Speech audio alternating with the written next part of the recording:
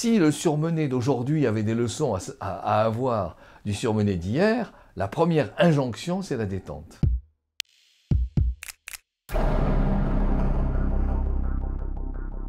Dans Saint-Simon, vous trouvez parfaitement des ministres épuisés, qui peuvent mourir d'ailleurs à la tâche. L'homme de robe du XVIIe, l'avocat, on le voit très bien dans un passage de La Bruyère, c'est celui qui est en mesure de montrer qu'il est occupé, vous voyez, par rapport aux autres. Donc il se différencie. Et du coup, effectivement, il se valorise.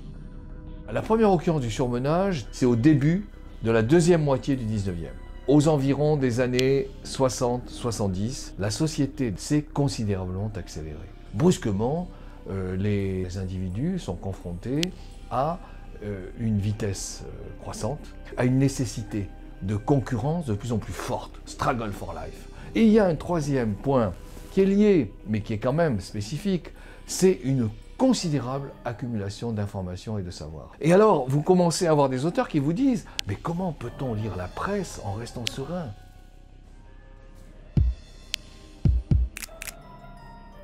Aujourd'hui aussi, le mot reste, mais il s'est adjoint d'autres mots. Le stress, le burn-out, etc. Ça s'est complexifié dans la façon même de faire fonctionner le vocabulaire. Nous sommes face à des problèmes d'accélération, nous sommes face à des problèmes d'ubiquité, de surcharge. Simplement, les surcharges aujourd'hui ne sont pas les mêmes. Ce n'est pas simplement la stimulation, c'est le fait que nous sommes face à des flux informationnels et qui, c'est vrai, ont tendance à nous déborder. La fragilité ancienne, c'est une sorte de vulnérabilité nerveuse. La fragilité d'aujourd'hui, c'est une vulnérabilité psychologique qui pose la question beaucoup plus profonde, la question de l'identité.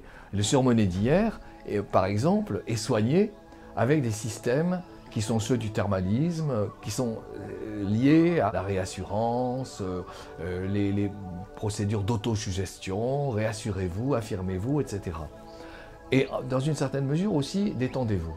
Mais le surmené d'aujourd'hui, c'est ne subissez pas, changez et protégez votre propre identité. C'est reconstruisez-vous sur le mode de votre propre affirmation. C'est une immense conquête par rapport à la fin du XIXe siècle. C'est la conquête de l'individualisme. C'est un individualisme qui est beaucoup plus exigeant, qui est beaucoup plus profond et qui, dans une certaine mesure, attend une construction beaucoup plus élaborée que celle qui existait auparavant.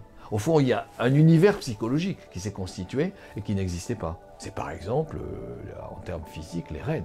C'est se proposer un défi qui est tel que, à travers lui, on arrive à aller au plus loin de soi-même.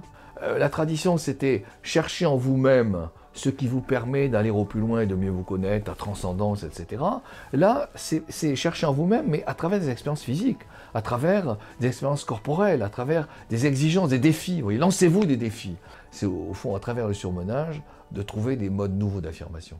Et c'est ça qui conduit au burn-out, voyez-vous. C'est le fait de ne plus pouvoir assumer sa propre identité. Et l'exigence de l'identité aujourd'hui est infiniment plus forte. C'est ce qui rend beaucoup plus douloureux ces situations de domination, qui étaient dans une certaine mesure traditionnellement supportées. Alors qu'aujourd'hui, ce qui est beaucoup moins accepté, ce sont les systèmes de domination, ce sont les systèmes de harcèlement, ce sont les systèmes qui conduisent à une diminution de soi.